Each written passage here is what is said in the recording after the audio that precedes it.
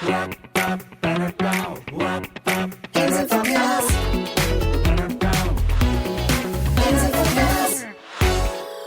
and welcome to Ames in Focus, the podcast that helps you connect with the programs, people, and projects shaping life in our community.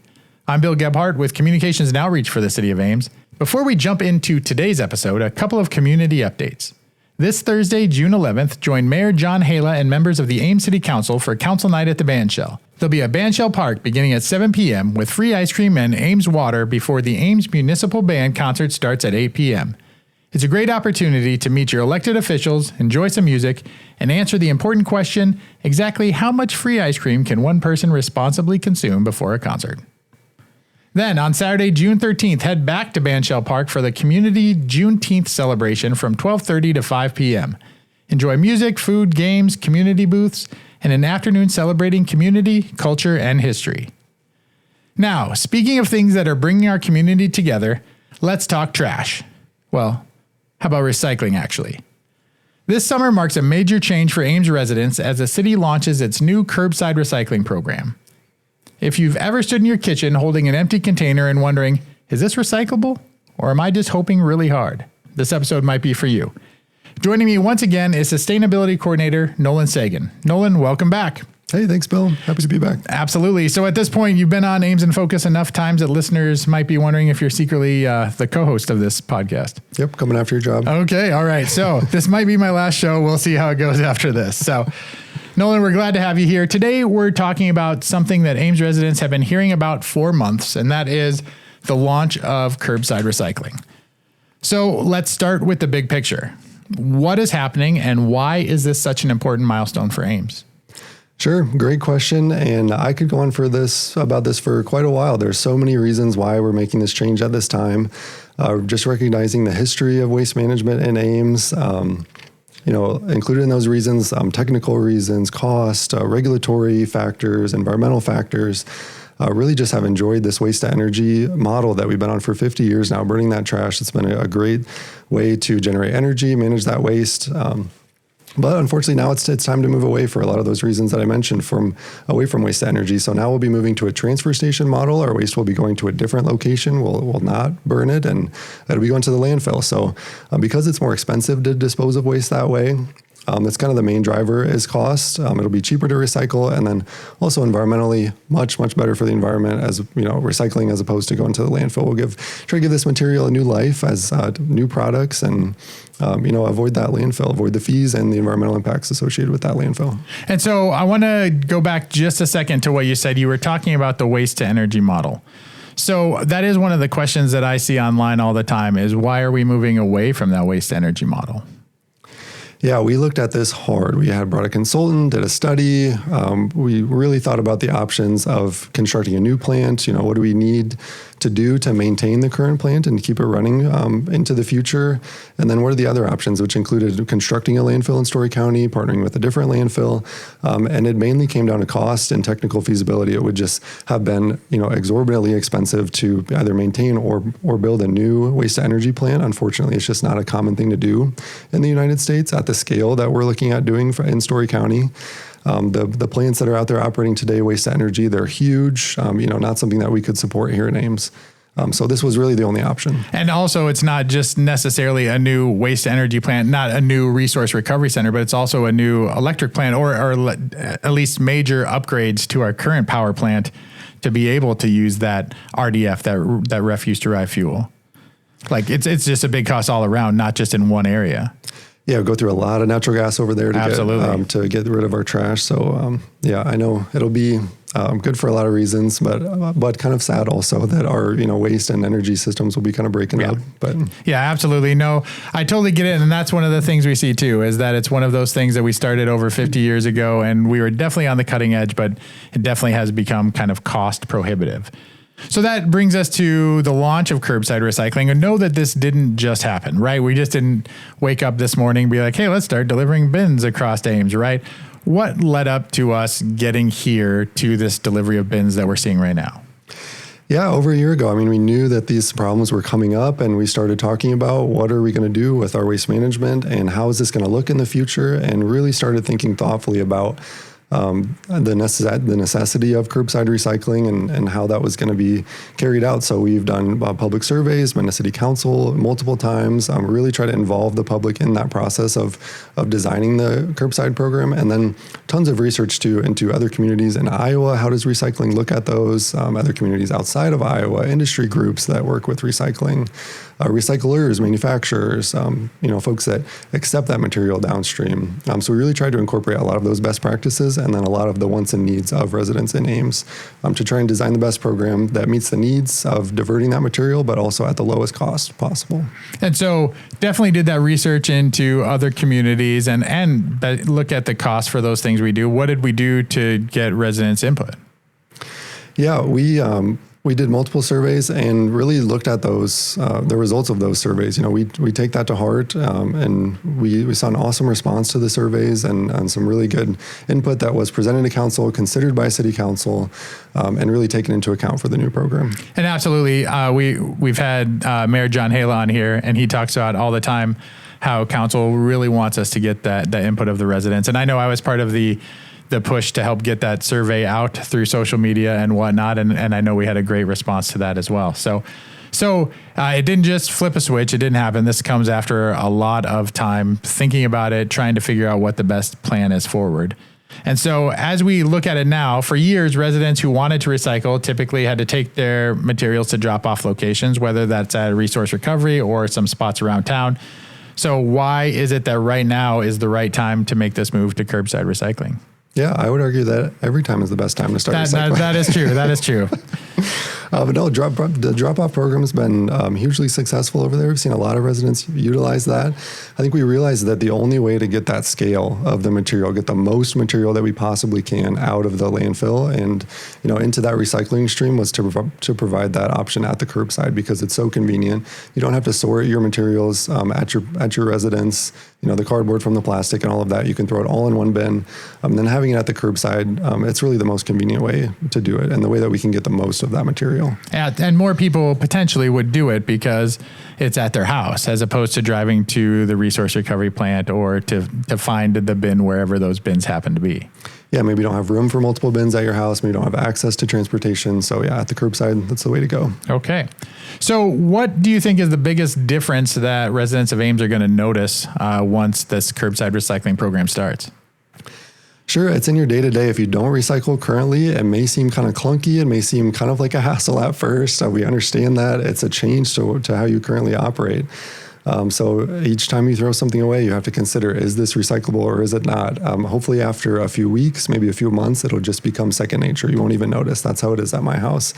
Where you have something and you know that I can't reuse this for anything, or I'm done with this material. I know exactly where it goes, and I teach my 3-year-old that as well. And she's getting a lot better at recycling, and I'll ask her for all these different materials. Hey, does this go in the recycling or trash? So it's important to engage everyone in your household about recycling, and it can be kind of fun too. And I also like what you said about reusing, which that is one of the R's, right? Reduce, reuse, recycle. Reusing, can this thing be used somewhere else before we even put it in any cart, whether it's a recycling cart or a trash cart, right? Can we reuse it somewhere? I think that's something that's really important to keep in mind. And I think what you're saying is correct. The biggest difference people are going to have is when they come to that garbage bin. Does this go here? Let me think about that. Does it go here? I'm going to run through all the things that we've been learning, and I'm going to decide to put it in the recycling cart or the garbage bin, or I'm going to find a way to reuse it. So I do think that is the biggest place people will notice a difference. So walking through the basics, when does the program officially begin? Sure. So the carts are out there. You might have seen them in your neighborhood. They started getting delivered on June 1st, and that delivery will take about 2 weeks. So it should be done by Friday, the 12th of June. And then we'll start pickups there in the first couple of weeks of July. So if you want to look up your pickup date, you can do that on our website at cityofames.org/recycling. We have a nice map out there. You can either type in your address or look at the map to figure out, when your pickup day is going to be, but that'll be every other week on your designated day starting there in July. And so on your designated week, which we can look it up at cityofames.org/recycling, there's a map and all that, and you can even type in your address and find it out, right? Yep. And so it's every other week. That's when it will be picked up. So we'll be collecting our recycling in these carts, and then every other week we'll wheel it out to the curb, and which then Aspen Waste, which is our contractor, will come and pick it up. That's right. We did a great open RFP process, open to all the different haulers here in town, and Aspen Waste was awarded that contract. And if you do have Aspen for your trash service, the recycling will be on the same day. So that'll be nice okay. for Aspen customers. Yeah. So if you're an Aspen customer already, it's sort of just exactly the same, right? Just with a new bin that has a City of Ames logo on the side. And every other week. And every other week. Okay, no, that makes sense. Okay, so another question that we've heard a lot is about cost, right? So we know that it's $7.75 a month, and it's going to appear on their Ames utility bill. How does it appear on the Ames utility bill? How will it look? Yeah, so you don't have to sign up. It'll automatically, if you're an eligible customer. So eligible is determined by your building. So if you're in an apartment complex of 4 units or less, or in a single family home or a townhome, anything like that, you'll automatically be enrolled in the program. You don't have to do anything. It'll be a separate line on your utility bill, similar to your stormwater or your water or electricity. Just another city utility. And so it'll be broken out on our bill the same way all those other things are. So we'll be able to see exactly what it is. And then, like you said, we don't have to sign up. So the cart will come automatically and we'll be billed automatically. And then it'll just start getting picked up on the dates that we find that on our pickup date from Aspen. Try to make it as easy as possible. All you got to do is get it out to the curb. I like that. Okay. So just to clear up another common question that we've been seeing. So does this replace a resident's trash service? Trash service will not be impacted. Okay. Keep your trash service. The structure of that is the same. You're free to contract with whoever you'd like to for trash service. And what I've heard from some folks is that they're looking to actually downgrade their trash service. So a lot of the different haulers offer smaller containers for trash. I think that's something that we'll look at doing. If we can, survive on a smaller trash can, if a lot of that material is going into the recycling. So it's a good option to consider. And so people are still doing their own trash service. This is just for that curbside recycling. Correct. So what if you are already doing curbside recycling with another vendor?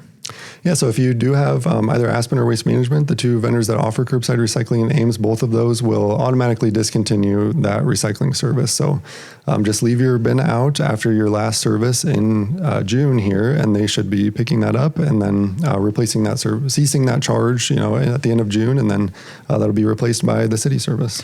Okay, so let's get into the question that everyone asks. So I've been at some of your events at 60 Forward, and I know we have some coming up at Hy-Vee, right?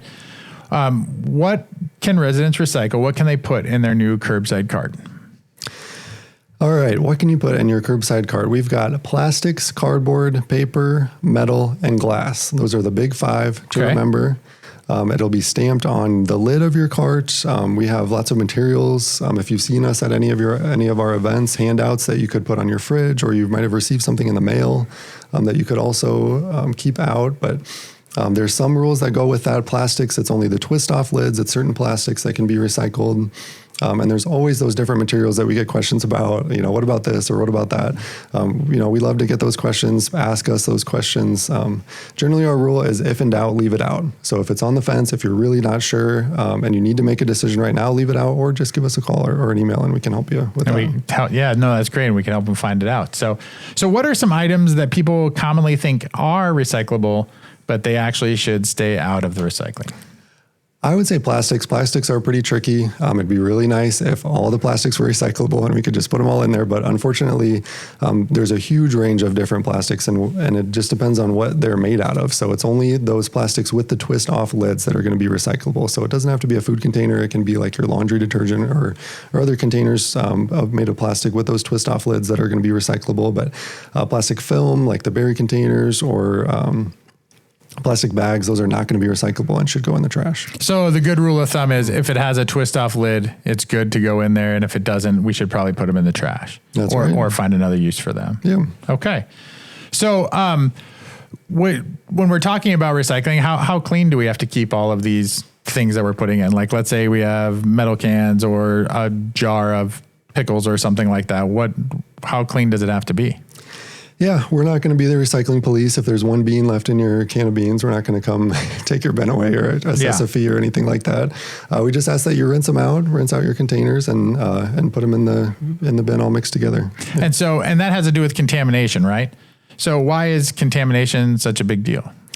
Yeah, one of our top priorities with this program, we want to make sure everything that we collect in those materials is recycled. So it goes to the recycling facility, it gets sorted, it goes to a manufacturer. It's in fact recycled, made into new materials. That's something that we've really held true for this whole program, designing it and implementing it and everything. So what contamination does, if it's bad enough, if there's a lot of material in there that's not recyclable, that whole load goes to the landfill. Okay. So like you said, if it's bad enough, so that one bean, we're not the recycling police, that sort of thing, that may not contaminate a whole load. But however, if I'm dumping a can of soup in there or something like that, that could contaminate a whole load. Yeah. If you got food in there or trash bags or a lot of that material, that would be contamination. Yep. Okay. So let's do, we've been doing some of the frequently asked questions. Let's do a few more. So what if a resident misses their collection day? All right, if you miss your collection day and your bin is full, you need to get that picked up, feel free to call Aspen Waste. That number's on our website, and they'll come pick it up. And that fee is $15 for them to come back to your residence if you need them to. Or if it's only half full and you can make it another 2 weeks, no worries, come back and get it at the next scheduled pickup.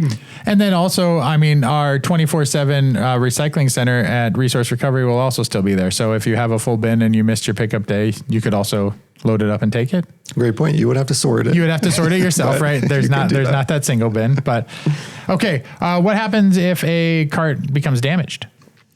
Yeah, so if anything's damaged on your cart, say the wheel maybe gets damaged or something like that, give Aspen Waste a call. They'll come over that week and fix you up. Okay. If somebody has a question, and you mentioned this before, but if someone has a question about whether an item is recyclable or not, where can they go to find that out? And you did say that the basics are going to be stamped right on the lid of the cart, right? But what about something that we're more confused about? For sure. Yeah. Give us a call. You can try customer service. You can call me. My extension is 5227. There's lots of different city staff that will be able to answer that. Okay. So another question that we get quite often is there an option for a smaller bin? So right now, the bins that are being delivered right now are 96-gallon bins. Is there an option for something smaller? That's right. One of the most common questions we see. And Absolutely, when you walk up and see the cart, they are large. And we understand the challenge of storing that at your residence. But no option for a smaller cart at this time. The reason in that research that we talked about, talking to other communities and their programs, every one of them said you need these large carts because some of this material is just really big and bulky, like the plastics and the cardboards. So with only picking it up every other week, a lot of people are going to need that space. Then also works the better with our trucks for the automated collection. And then it was also cheaper to go with all one size of the cart rather than having different sizes. So keeping that cost down. Yeah, having an inventory of a bunch of different sizes would actually just raise the cost for the whole program, I imagine, right? Yep. Okay. So another question we have is this is for single family homes and multifamily homes that are 4 units or less, right? You also mentioned townhomes earlier, things like that. What about apartments or larger living spaces? Yeah, we recognize that it doesn't cover the whole city. We have about 40% of our residents living in those buildings that you mentioned, the large multifamily buildings here in Ames. So we haven't forgotten about you. We have a pilot project underway, so we have grant funds available to start recycling at those facilities to try to understand some of the challenges. It's just a little bit more complicated where we can't just drop you off a cart and ask you to start recycling. We know that there's parking considerations and dumpsters and other logistical things. So with the pilot project, we'll present that to council, in 6 months to a year, whenever we're wrapped up with that, and then consider some options there going forward for multifamily buildings. And is there a place where people can get more information? Let's say a landlord is wanting to talk about that, just to give input on that. Is there how do they get in touch with you, or what do they do to give their input? Yeah, for sure. It's on our sustainability grants page. So cityofames.org/sustainability, head to our grants page and everything you need to know about the multifamily pilots there. We've got a few buildings already signed up for that pilot, but some more grant funds are available. So go check it out. And then after that pilot program, obviously we'll assess that data just like we did before we jumped into this residential curbside recycling, and we'll make the plan as where we go from here. Yeah, it's important to us that we want to provide access to recycling to those residents. So we'll consider, kind of what options are available at that time. And like we've always been saying, the 24/7 recycling center at Resource Recovery is always available. So hopefully these residents can still recycle. It's just not necessarily as easy as at your curb. Absolutely. Yeah. Go use the drop off for sure. Absolutely. Okay. All right. So as you know, we have our new tradition of the rapid fire questions, right? And even though we know that it's really great to reuse everything, right? That's a good R word for us and reusing things. This segment, we're going to call it trash or recycling. So normally I just ask some rapid fire questions, which you're aware of. This time I think I'm just going to give you some items and I want you to just tell me where it belongs, if it's in the trash or the recycling. Let's do it. All right. See how quick we can get. Let's make this actual rapid fire, right? Okay, here we go. A cardboard shipping box. Recycling. Aluminum soda can. Recycling. How about a pizza box? Ooh, that one's not easy. Okay. The top, recycling. The bottom, rip them off and put that in the trash. So if there's any grease on it at all, we do not want it in the recycling. So that grease is because of the contamination that we were talking about before. Correct. So the top could go though. That's what I do. Yeah, rip the top off. Usually there's no grease on the top and you can recycle that. And usually they're perforated, so it's not that hard to just to take it off. Okay, let's get back to doing this quick, okay? Plastic grocery bag. Trash. Okay, glass pickle jar. Recycling. Lids and labels can stay on. All of it. Do it all. Okay. Yep. How about a strawberry container? Trash. Okay. Plastic yogurt container. Trash. That one's also tricky. I really wish we could accept those plastic yogurt containers, but that usually they're number 5 plastic, so it's just a different type of plastic. We have it on pretty good authority that a lot of that material is just difficult to recycle, so unfortunately not able to accept yogurt containers. So kind of back to that rule with a twist off lid. Yep. Right? Okay. Makes sense. How about styrofoam takeout container? Trash. How about an empty detergent bottle? Recycling. Okay. A broken drinking glass. Tricky one.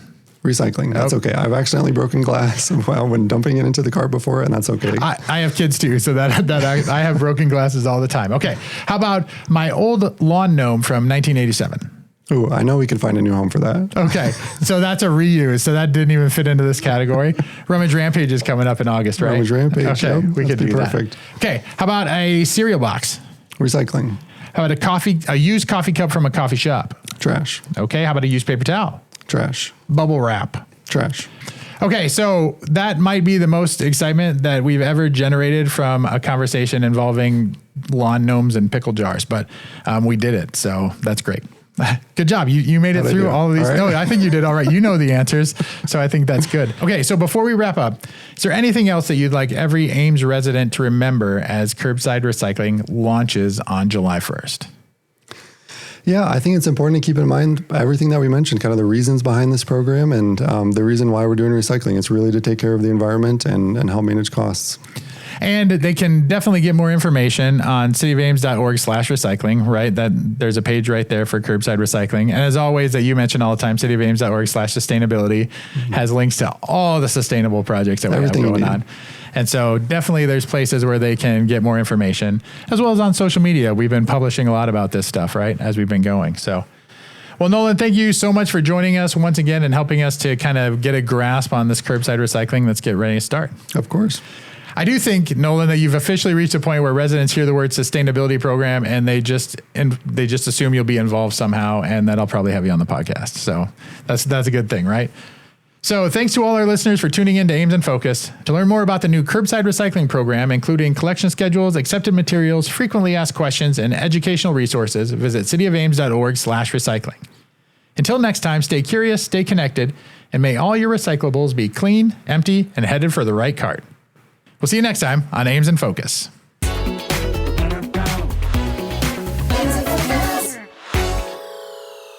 Ames in Focus is a City of Ames podcast.